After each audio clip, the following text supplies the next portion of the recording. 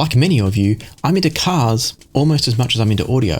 Over the years, I've owned a bunch of cars, including things like the twin-turbo Toyota Sora or Lexus SC250 as it's also called. I've had 2 different Mazda MX-5s or Miatas, the last version of the Mazda RX-8, and now a Hyundai i30 or Elantra N version. And my favourite car of all of these might surprise you. It's the NB version of the Mazda MX-5 or Miata. I think it's the cheapest of the bunch, it's definitely the simplest of the bunch, but it was also the most fun. On any road, in any situation, it was an absolute joy to drive. Roof up or roof down, going fast on an open road, or cruising gently through suburban streets, my little orange MX-5 was always a joy. So why on earth am I discussing an old convertible sports car in a headphone review?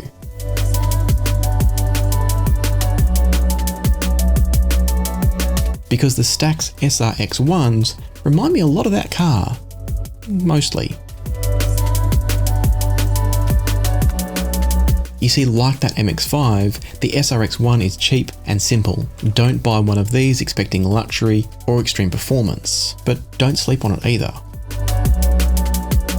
Its very basic build quality and its relatively cheap price tag at $535 US does not equate to a crappy product. On paper, the SR-X1 is a proper electrostatic headphone with some excellent specifications. For example, its frequency response extends all the way from 7Hz up to 41,000 Hz. And that's amazing if it equates to actually good tonal response and not just the ability to produce those frequencies despite massive roll off at each end. As a proper electrostatic headphone, the SR-X1 requires a 580 volt bias, and it's got capacitance of 110 picofarads and impedance of 145 kilo ohms. Now, if you want to know a bit more about how electrostatics work, I touched on that in my recent review of the SRM D10 Mark II, which is a portable energizer and DAC that actually goes really nicely with the SR-X1. That review came out directly before this one, and I'll link you to it at the very end of this review. And for the record, you can buy the SR-X1 headphones and the SRM D10 Mark II energizer and DAC bundled together from STAX for $1,340 US, making it an entry-level complete electrostatic headphone setup and a portable one. Coming back to focus just on the headphones though, one final thing that I should mention is that the very basic build quality or build approach and design of the SR-X1 also makes it very light. Again, much like my old MX-5. Unlike my MX-5 though, the SR-X1 isn't super comfortable. You see, despite weighing in at just 234 grams, that's without the cable, the very flat and simple headband design of the SR-X1 results in some pressure and hot spots on my head after about 30 to 40 minutes of use. It's not dreadful, but it's definitely less comfortable than I expected in a headphone so light. Of course, those of you with different shaped heads and those of you with hair might have a different experience. If you've owned these or listened to them for an extended period, let us know in the comments how you got on. But for now, let's get to what really matters here, and that's the sound of the SR-X1.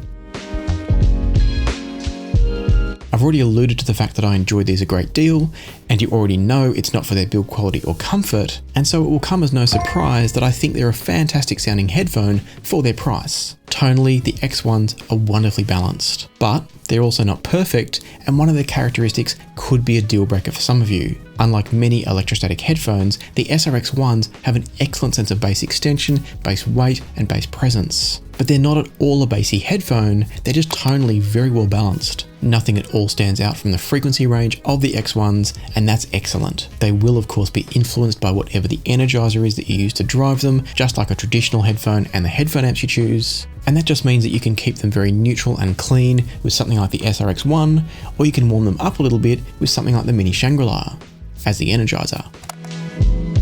Listening to the SR-X1 through the D10 Mark II energizer, and the brass instruments in Inside Straight had a lovely clean and bright sound to them. Not too bright, it was just right. The snare drum also sounded natural and clean, and whilst I would have liked a little bit more weight down low on a track like this, the X1s definitely aren't lacking. It's more that I just have a preference for a slightly richer and warmer sound. Swapping the SR-X1s over to the Mini Shangri energizer does give them that little bit of extra warmth, but you lose a little bit of the crispness and the clarity. And so what that did for me was give me the extra warmth that I wanted on this track down low, and it meant that the baritone sax had a lovely sense of resonance to it. But then when the brighter, higher register horns came back in, they'd lost a little bit of their brilliance. What really stood out to me though was the fact that the SR-X1 sounded fantastic on both energizers.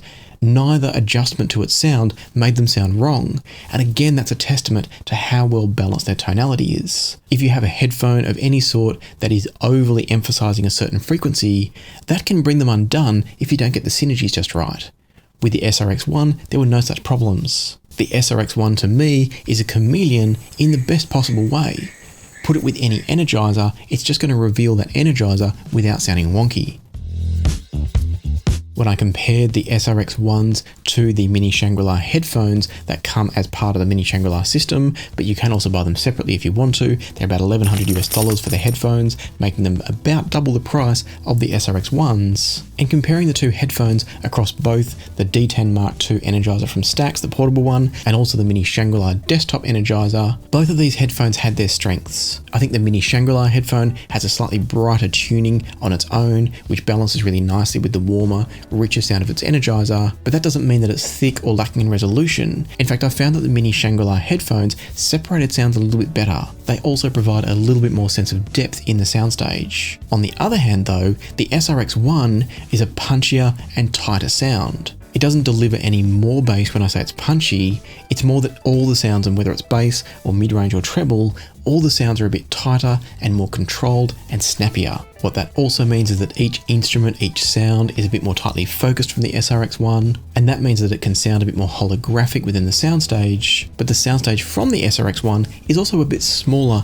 than it is from the Mini Shangri-Las. That smaller soundstage is further exaggerated if you are using an energizer like the SRM D10 Mark II, so do keep that in mind. Depending on the energizer you're using, there can be quite a large variance in what you might get soundstage wise. And because the SR-X1 starts off a little bit more intimate, using it with an energizer that produces a smaller, more compressed soundstage will make them sound even more compressed still. It's not bad, it's still well focused and well separated, but just in a smaller overall space. And so if you are a soundstage nut and you're focused mostly on the sense of scale and depth and space within the soundstage, that's where the SR-X1 probably will leave you wanting, in much the same way as my beloved MX-5 left me wanting on the straight of a racetrack. It never had the top speed and the power to really make the most of those long straight stretches. But this is where the comparison with the cars actually makes sense to continue, because I don't spend much time in my car on a racetrack. Most of my time is on suburban roads and maybe occasionally on a nice winding country road. And that is where the MX-5 was an absolute joy. Similarly, whenever I plugged in the SR-X1 for casual listening rather than critical listening, that's where it came to life and was an absolute joy. They just produce a wonderfully balanced, resolving, and enjoyable sound. So long as you're not listening for soundstage cues, soundstage size, I think most people are going to enjoy the SR-X1. And everything I used them for from a casual use point of view, whether it was watching videos, editing videos, playing games, or just listening to music while I worked, they were always an absolute joy, except for the comfort thing. As I opened my time with the SR-X1s and the D10 Mark II, I wasn't convinced I was going to enjoy them. But the more I spent time with them, the more I realised I was just happy working away the time with them on my head, enjoying the tunes. And so to me, the SR-X1 isn't redefining performance. It's not redefining value for money either really, and they definitely do feel like a cheaper headphone. But I think they're a great start to an electrostatic journey, or if you're just looking for a more portable electrostatic sound to take to a hotel room or an office, somewhere that you want something a bit more compact and maybe a bit cheaper. That's where the SR-X1 is going to be fantastic, and in those sorts of situations, I'm going to highly recommend them. Paired up with the SRM D10 Mark II for a portable type solution, they're going to be fantastic, or paired up with something like the cheaper topping EHA5 Energizer, they're still going to be great. And so if that sounds good to you and you're looking for exactly that sort of a product, I'll put some links down below where you can pick up a pair of these for yourself. And of course, if you want to know more about the D10 Mark II Energizer that I've talked about a bit here, I've linked that one up here. You can go and watch that video next if you haven't seen it already. And once again, don't forget to subscribe and ring the notification bell so you can see my review of the HiFiMan Mini Shangri system, because that one's dropping soon too. For now though, a huge thanks to channel members, to channel Patreon members, and to those of you that leave super thanks on videos like this one. And until next time, happy listening, be kind to each other, and I'll see you here again soon on Passion for Sound.